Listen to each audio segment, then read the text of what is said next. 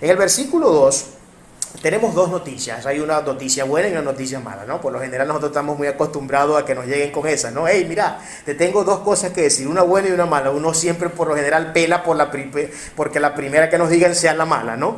Es lo lógico, ¿no? Para que entonces podamos tener una especie de analgésico con la segunda noticia, ¿no? O sea, aquí nos mandaron al golpe, pero bueno, vamos ahora al analgésico para que nos baje un poco el dolor. Entonces, bueno, lanzamos primero la mala, ¿no? Aquí Cristo hace exactamente eso. Fíjense que es una cuestión de razonamiento bíblico lo que podemos encontrar aquí, porque miren lo que dice: todo pámpano que en mí no lleva fruto, lo quitará. Ahí tenemos la primera noticia, malísima, malísima. Pero después dice, y todo aquel que lleva fruto, lo limpiará para que lleve más fruto. Una buena noticia. Entonces tenemos primero una mala noticia y después tenemos una buena noticia. La palabra pámpano, que viene de la raíz griega klema, significa rama, significa retoño, significa pámpano. Las ramitas, como ven ahí, están viendo las uvas que están sostenidas de una rama. Esa rama que sostiene el fruto es lo que se le llama pámpano. Ese es el pámpano. Y la vid es toda la estructura, todo el tronco, excluyendo las ramas, porque las ramas son las que dan los frutos, tiene que ver con el pámpano, y de ahí viene ahí nace la uva. Pero la vid es todo el tronco, toda la estructura, incluyendo la propia raíz del árbol también. Entonces Cristo es toda esa estructura y nosotros somos esas ramitas que estamos llamados a que las uvitas salgan de nosotros. Eso es lo que está diciendo acá, ¿ok? Entonces hay estas dos referencias, una horrible y otra muy hermosa. Aunque ambas referencias siempre implican dolor, y esto es algo que debemos tener presente. Porque por lo primero dice, el que no da fruto será quitado. Y esto después lo vamos a ver. Porque esto será quitado aquí donde tenemos el primer versículo condicionante. Porque esto me da a entender, entre otras cosas, que la salvación se puede perder. Porque aquí Cristo se está refiriendo a creyentes. La parábola, eso es importante tenerlo presente. La parábola está hablando de creyentes, no está hablando de la gente del mundo. Cristo no está referenciando a los pámpanos como a la gente del mundo. Está hablando de creyentes que se supone que deben dar frutos. No es que se supone, es que deben dar frutos. Es que debemos dar frutos. Pero esta primera parte del versículo parece estar condicionando la salvación. Cuestión que nosotros no creemos acá que la salvación se pierda. Pero este versículo parece estar condicionando la salvación. ¿Cómo resolvemos el problema? Vamos por parte. Entonces, y ahí tenemos un primer elemento que sin duda alguna añade dolor. Pero lo segundo también añade dolor, porque dice que el pámpano necesita ser limpiado para que pueda dar más fruto. Y limpiar significa podar. Esa gente en el proceso para que los viñedos den más fruto y den un mejor fruto, tienen que estar constantemente podando esas ramas si hay alguna imperfección, si hay alguna hoja que se haya secado y comience y pueda estar impidiendo que el fruto nazca como debe nacer, que nazca sano, que nazca con la robustez que debe nacer. Y esos momentos donde el Señor nos está podando siempre suelen ser momentos en nuestra vida donde Dios nos pasa por el fuego y nos mete en el horno. Hey, pajarito, tenés unas cuantas cositas aquí que están impidiendo que tú puedas ser productivo al 100%. Por ejemplo, no te has librado de las malas palabras, sigues utilizando palabras obscenas. Tú no puedes, como una persona cristiana, utilizar palabras obscenas, porque de toda palabra que digas estarás entregando cuentas allá al Señor. De toda palabra vana que salga de nuestros labios, dice la palabra que nosotros vamos a entregar cuentas al Señor por ello. Hey, pajarito, tú que eres cristiano, no está bueno que bebas. No está bueno que bebas. Eso no es de creyentes. Que seas un borracho, que seas etcétera, un montón de cosas. Hey, pajarito, tú que eres cristiano, ¿cómo es eso de que no muy bien te pasa una mujer por enfrente y te la andas buceando de pies a cabeza y andas con la morbosidad en la mente todo el tiempo maquinando a ver cómo y no te acuestas con la tipa físicamente, pero en la mente te acostaste con ella y tuviste una orgía con esa y con unas cuantas más de la cuadra que también te gustan, y entonces comienzas a alimentar deseos sexuales perniciosos, adúlteros y completamente podridos en tu mente. Y acuérdense que el pecado comienza acá, No hace falta que yo use mis manos para tocar lo que no debo, no hace falta que yo utilice mi boca para decir lo que no debo, no hace falta que mis piernas caminen a una dirección que sé que no debo para decir he pecado, sino que el pecado se concibe aquí, pensé mal, listo, pequé. Por eso que ninguno se puede escapar del pecado. Estamos viendo cómo es difícil escaparse del pecado. Jamás podremos ser libres completamente del pecado mientras estemos en este mundo. Eso solamente pasará el día que muramos y pasemos a la presencia del Dios Todopoderoso. Pero mientras estemos aquí siempre tendremos esos problemas y tendremos que lidiar con ellos.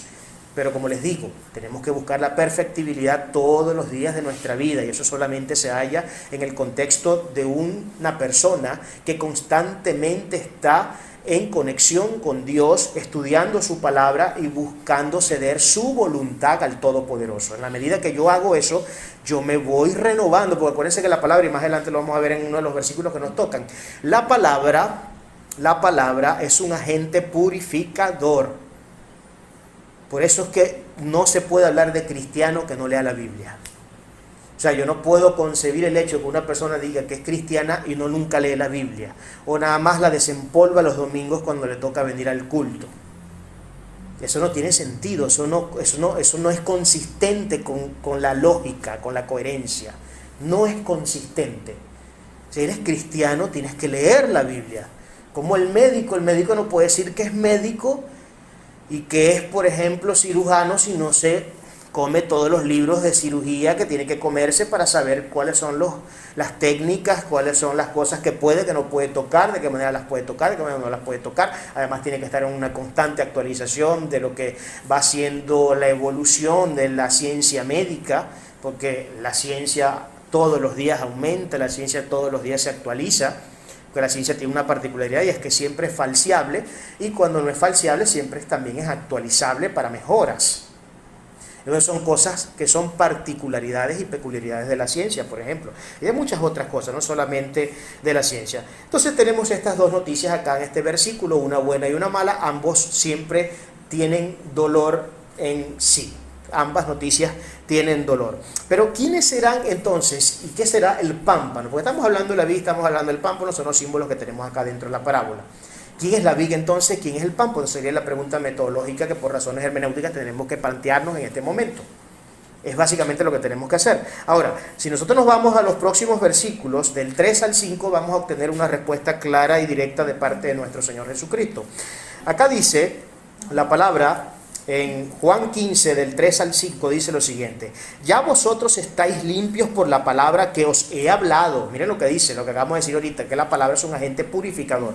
Ya vosotros estáis limpios por la palabra que os he hablado. Permaneced en mí y yo en vosotros. Como el pámpano no puede llevar fruto por sí mismo si no permanece en la vid, lógico, ¿no?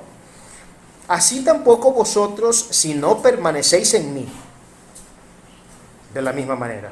Ya ahí Cristo acaba de decir quién es la vid y quién es el pámpano.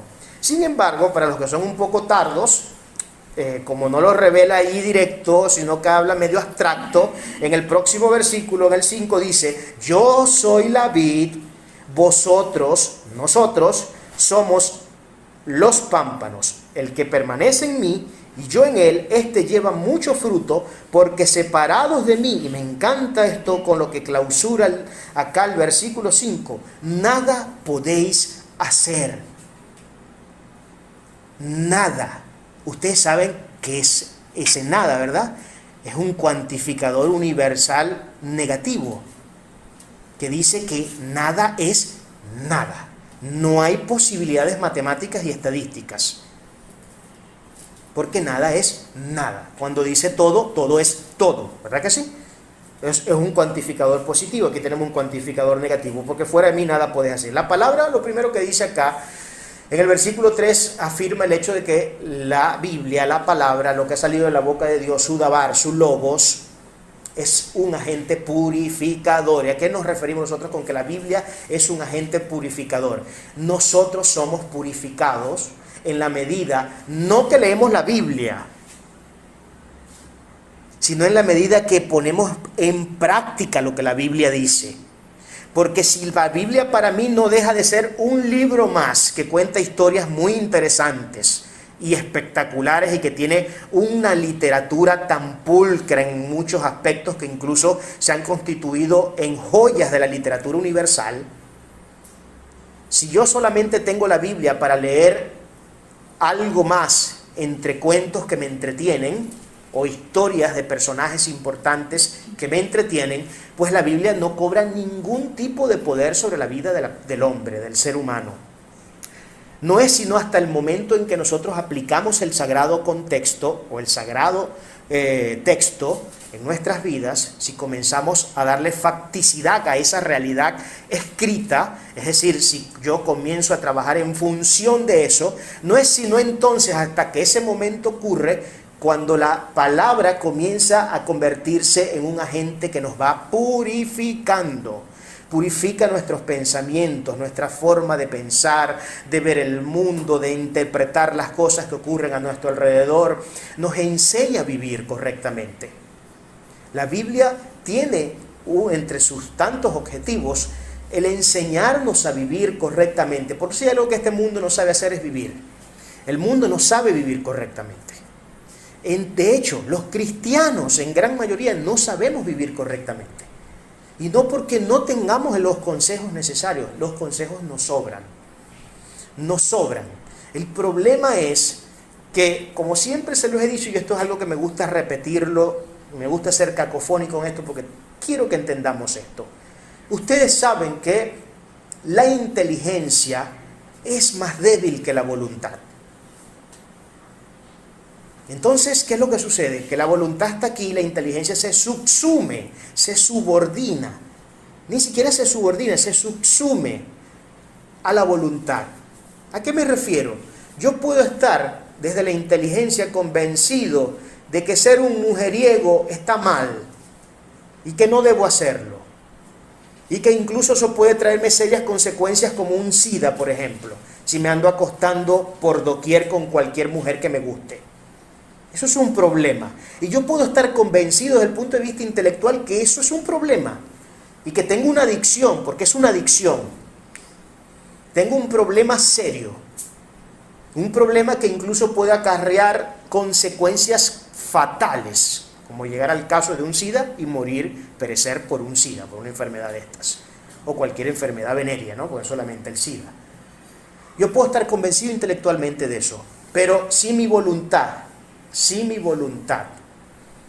no aprehende, con H intercalada, no de aprender, sino de aprehender, de tomar, de asir, si la voluntad no se toma de las asas de la inteligencia y comienza a hacer lo que la inteligencia le dice, yo nunca seré libre de la maldición. Ese es el problema antropológico por antonomasia del hombre. Es uno de los grandes problemas del hombre, que puede estar consciente y convencido de muchas cosas malas que no le convienen, pero su voluntad es muy débil y no logra tomar las decisiones que debe tomar, pese a que sabe. O sea, ya no va a ser juzgado por ignorante. Ya la persona, cuando Dios la llame a juicio, Dios no la va a llevar al infierno porque el tipo era un ignorante y nunca se enteró. No, es que se enteró y lo supo, pero le importó poco. Siguió haciendo con su vida lo que mejor le parecía, siguió llevando su vida a través de sus propios preceptos, a través de su propia filosofía, a través de su propia forma de interpretar la vida, creyendo que la manera en como yo interpretaba la vida era la manera gozosa de llevar una vida, porque tenemos un concepto muy errado de lo que significa vivir gozosamente y de lo que significa vivir. Hay gente que usted la ve que se emborracha, que va todos los días a fiestas y a cuestiones y tiene amistades que no debe tener, que no añaden para nada, no añaden nada positivo. Sin embargo, ellos en su perniciosa manera de pensar creen que esa es la forma de vivir gozosamente y que no hay ninguna otra vía para hacerlo. Y nos autoengañamos creyendo que esa es la forma correcta de vivir. Y ese es el problema que yo tengo con la gente. Mire, usted sabe que nosotros estamos llamados a ser personas que respeten a las personas. El cristiano, por razones bíblicas, tiene el imperativo ético de parte de Dios de amar a todo ser humano que exista en el planeta, le guste o no le guste, sea bueno o sea malo, sea familia o amigo o alguien que ni conozca, e incluso, porque así de severo es el mandamiento, a los propios enemigos. A los propios enemigos tenemos que amarnos. Cuán difícil. Yo creo que todos los cristianos vamos a entregar cuentas por esa parte. O por lo menos el 99%. Por lo menos el 99%. Eso de amar a los enemigos, si ya me cuesta a veces amar a un primo y a un tío que son medio perniciosos y tóxicos, ¿cuánto más a un enemigo? ¿Cuánto más? ¿Cuánto más complicado es eso? Pero así de duro es el estándar bíblico. Por eso que, vuelvo y repito lo que el Todopoderoso le decía constantemente a Josué, y no en balde, porque sabía la misión que Josué tenía que cumplir, que no era cualquier cosa. Mira que te mando a que te esfuerces y seas valiente. Mira que te mando a que te esfuerces y seas valiente. Y se lo repitió no sé cuántas veces. Yo me voy a dedicar a contar las veces que el Señor le dice a Josué en todo el libro, mira que te mando a que te esfuerces y seas valiente. Si no nos esforzamos y somos valientes, por eso es que el Evangelio no es para todo el mundo. Por eso es que el Evangelio no puede ser para todo el mundo. Porque no todo el mundo se esfuerza y no todo el mundo es valiente. Hay gente que es cobarde por naturaleza. Y la palabra dice que los cobardes son los primeros que entrarán, que no heredarán el reino de los cielos. Son los primeros en la lista, antes que el fornicario, antes que el ladrón, antes que el asesino. El primero que nombra en la lista, que no entrarán en el reino de los cielos, son los cobardes. Durísimo ese texto, durísimo. Porque uno, el sentido común le diría el asesino, el adúltero, el violador, esos serían los primeros que no entrarían en el reino del cielo. No, dice el cobarde. ¿Sabe por qué? Porque la cobardía es el muro que impide que tú puedas cumplir con todos esos mandamientos. O sea, tú sigues siendo fornicario y sigues siendo un adúltero, y yo sigo siendo un adúltero porque soy un cobarde, porque no he tenido el coraje y la fuerza que sí he tenido para hacer cosas malas, para tomar la palabra del Señor y hacer de la palabra del Señor lo que tengo que hacer. Por eso es que la cobardía es el elemento que impide que nosotros podamos asirnos de esta gloriosa palabra y cumplir todo lo que ella dice. Por eso los cobardes no podrán heredar el reino de los cielos, porque el cobarde jamás, por su cobardía, pone en función los mandamientos del Señor. Eso está claro en la gloriosa palabra del Señor. Entonces la palabra nos purifica en la medida que vamos entendiéndola, en la medida que va entrando en nuestra mente, en nuestro corazón, y la vamos poniendo por práctica. Ya lo que he hablado un poco en otras ocasiones. Ortodoxia y ortopraxis. Ortodoxia es la palabra, los mandamientos, la doctrina. La ortopraxis tiene que ver con la práctica de eso que aprendí. Pero hay también una ortopatía que tiene que ver con el tema emocional, que yo le pongo a ese asunto. Entonces, es una triada de elementos que empiezan desde lo conceptual hasta lo fáctico. Comienzan en lo conceptual y terminan en lo fáctico, en lo que yo debo producir a diario, a través del conocimiento que tengo acá, de los que ha entrado en los registros de mis neuronas. Eso es lo que sucede. Cuando revela de forma directa quiénes son los pámpanos, acá se revela, por supuesto, se revela quién es la vid, se revela quién es el pámpano. Entonces, Cristo es la vid, es el tronco. Nosotros somos los pámpanos. Somos los pámpanos. Y separados de Él no podemos dar fruto. Es imposible. Es imposible que podamos dar frutos. Hay una condición ineludible para el que quiera dar frutos. Hay una condición ineludible en el texto que acabamos de leer. Y es que debemos permanecer en Él y Él en nosotros. Si no permanecemos en Él y Él en nosotros, porque permanecer en Él trae la consecuencia de que Él pueda permanecer en nosotros. Porque Dios no trabaja con el que no quiere trabajar. O sea, si usted Dios todos los días le dice, mira esto, haz lo otro y tal, y usted todo el tiempo está de rebelde y todo el tiempo se está resistiendo a lo que Dios le dice, va a llegar un momento donde Dios diga, te suelto. ¿Y saben cuál es la peor condenación que Dios puede darle a un ser humano aquí en la vida? Que lo ignore. Cuando Dios llega al punto de que usted hace cosas y cosas y cosas, se lo digo para que vaya tomando nota, cuando Dios llega al punto de que le vea a usted hacer cosas y cosas y cosas malas, que saben que no le glorifican a Él, y usted nunca recibe una palabra de nadie, una reprensión de nadie, es porque ya Dios lo está comenzando a ignorar. Y si lo está ignorando, muchachos, agárrense duro. Porque Dios al que ama y al que tiene por hijo dice que lo zarandea, pero al que tiene por bastardo ni lo mira, ni pendiente, que hagan con su vida lo que les dé la gana. La mejor forma de yo destruirlos a ellos es dejarlos hacer su voluntad. No recuerdo, hubo un gran predicador que dijo eso, que la mejor forma de Dios entregarnos a la condenación es permitirnos que hagamos nuestra voluntad y no la de Él. Porque nuestra voluntad es la que nos va a condenar. Hacer lo que queremos, lo que nos gusta, lo que nos hace sentir sabroso, el pecado por lo general, es lo que nos va a llevar a la perdición eterna. Eso es lo que va a llevar a la perdición eterna al ser humano. Cristo introduce la posibilidad de dar frutos, introduce la imposibilidad de dar frutos si no es a través de su persona.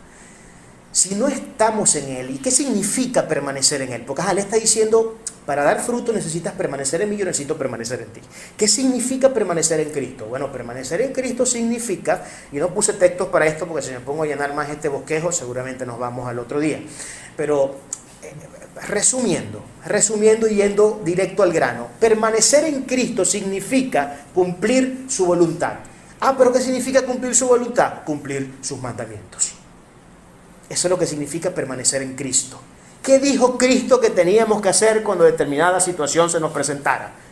Yo me voy para la Biblia. Bueno, el Señor dice que la blanda respuesta aplaca la ira. Si el tipo me sale con 4 gritos, yo no le voy a responder igual, porque entonces la cosa se va a encender y el mechero va a ser peor.